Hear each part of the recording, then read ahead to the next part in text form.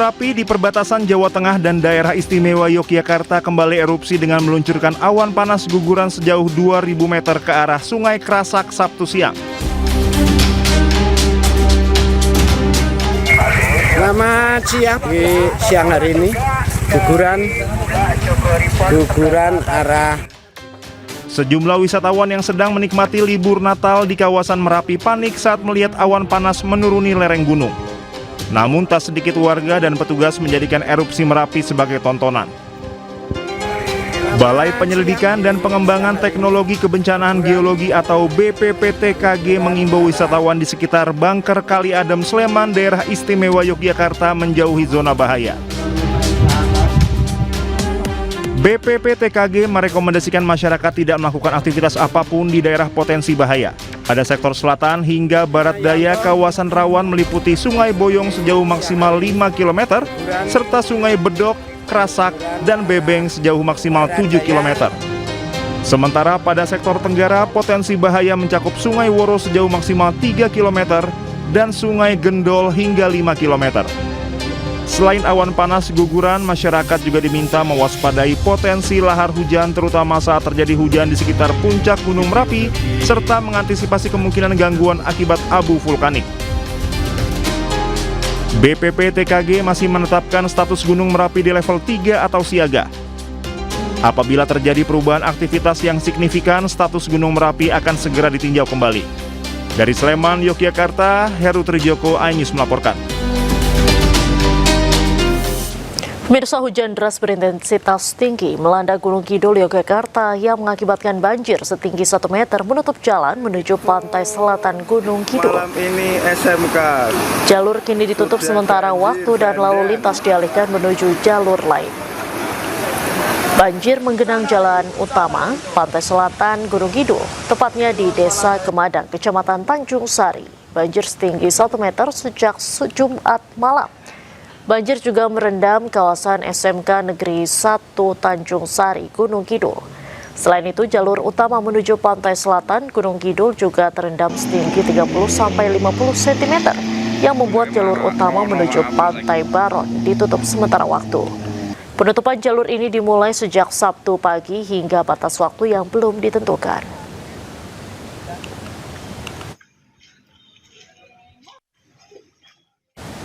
Pemirsa, banjir masih merendam sejumlah wilayah di Cirebon, Jawa Barat.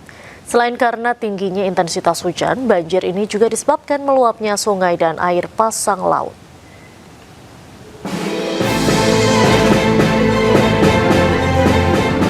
Banjir yang melanda sejumlah daerah di Kabupaten Cirebon masih menyisakan genangan di 2 kecamatan, yakni Kecamatan Pangenan dan Kecamatan Gebang.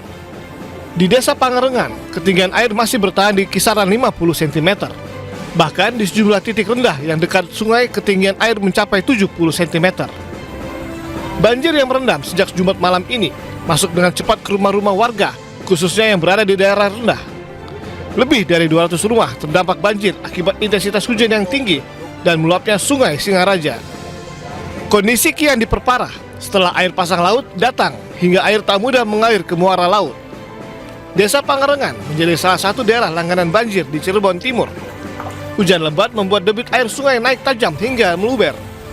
Meski saat ini air berangsur surut, namun warga khawatir kembali naik akibat rob yang berlangsung lama. Setiap tahun. Langganan berarti Pak ya? Tapi untuk tahun ini baru kali ini berarti Pak? Baru. Musim hujan ini nih ya? Ini biasanya cepat Pak? Ya, kurang lebih kalau sore paling, kalau udah surut mah. Sore biasanya ya? Sempat masuk rumah air Pak? Cepat. Masuk rumah airnya Pak? Masuk. Ketinggian berapa kemarin Pak? Paling sekitar 50 cm ada? Ada. Dari data sementara BPBD Kabupaten Cirebon, banjir yang sejak kemarin melanda Kabupaten Cirebon merendam 5 kecamatan. Diperkirakan potensi banjir masih akan terjadi.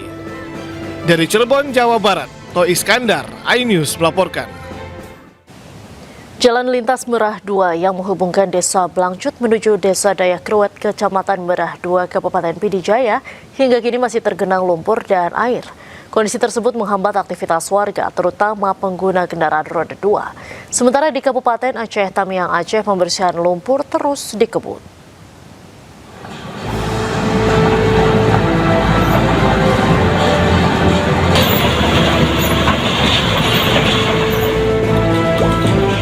Pasca terjadinya banjir bandang susulan di Pidijaya Aceh, jalan lintas Merah 2 tepatnya di Desa Blangcut menuju Desa Dayah Kruet di jalan utama penghubung antar desa ini masih tertutup lumpur. Dengan alat seadanya, warga membersihkan rumah secara mandiri. Bahkan sebagian memilih menyewa pekerja harian untuk mempercepat proses pembersihan agar rumah bisa segera ditempati kembali. Warga berharap pemerintah segera membantu pemulihan pasca bencana agar aktivitas kembali normal.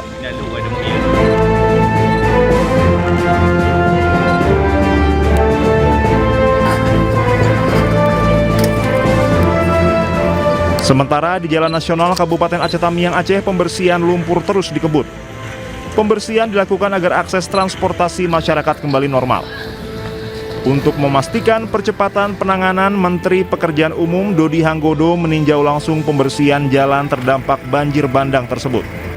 Dodi meminta pekerjaan dilakukan selama 24 jam dengan pembagian waktu siang hari pengangkatan lumpur di permukiman warga dan malam hingga subuh pembersihan di kawasan kota. Jadi ya memang kendala utama kalau dari pagi hingga sore kan traffic sangat kuat ya, sehingga teman-teman masih kerjanya susah. Jadi saya minta kita akan kerja 24 jam di situ untuk kejar waktu.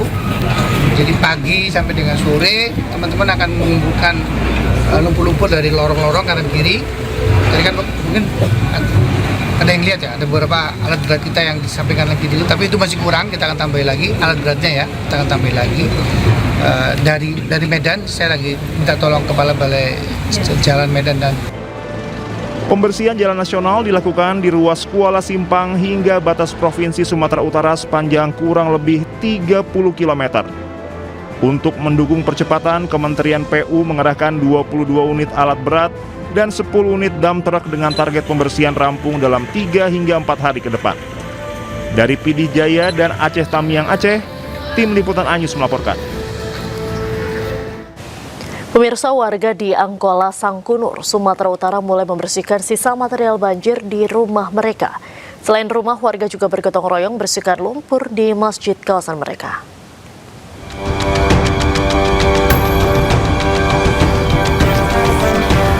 Warga bahu-membahu membersihkan lumpur dari dalam masjid di kawasan rumah mereka di Kecamatan Angkola Sangkunur, Kabupaten Tapanuli Selatan, Sumatera Utara.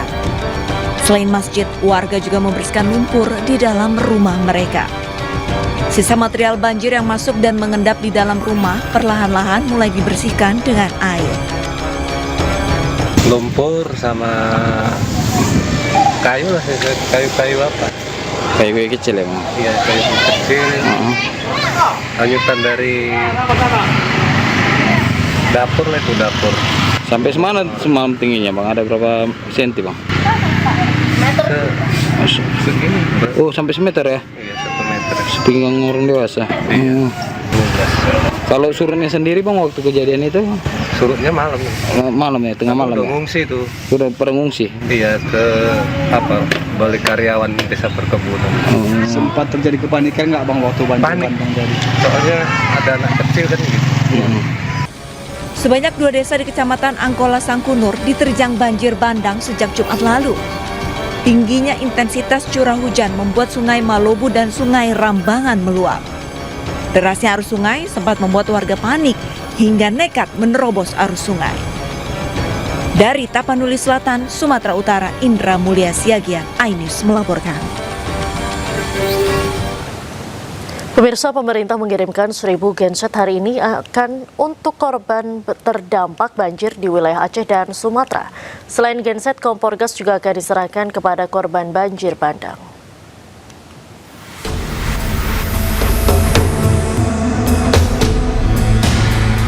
Kementerian Energi dan Sumber Daya Mineral melepas pengiriman bantuan kemanusiaan bagi warga terdampak bencana banjir di Aceh, Sumatera Barat, dan Sumatera Utara di Bandara Halim Perdana Kusuma. Bantuan ini terdiri dari 1.000 genset dan 3.000 kompor gas lengkap dengan selang serta regulator dibawa dengan menggunakan pesawat Hercules TNI Angkatan Udara. Data yang di desa mana, di rumah tangga yang mana, itu PLN yang tahu. Ada kurang lebih sekitar 35.000 rumah yang belum terairi listrik sampai sekarang. Maka atas arahan Bapak Presiden lewat Pak Seskap dan Pak Seskap, kita mencoba untuk bagaimana mengoptimalkan seluruh kekuatan negara. Maka Kementerian SDM hari ini mengirimkan 1.000 unit genset dengan kapasitas rata-rata di 7 KVA, 5-7 KVA. Dan ini juga sekaligus untuk bagaimana tenda-tenda saudara-saudara kita yang masih ada di tenda-tenda pengungsian, ini mereka juga bisa mendapatkan fasilitas listrik. Melalui pengiriman ini diharapkan dapat meringankan beban masyarakat, sekaligus bentuk kehadiran pemerintah dalam situasi darurat. Pendistribusian bantuan akan dipantau hingga diterima dan dimanfaatkan oleh warga yang membutuhkan. Tim Liputan iNews melaporkan.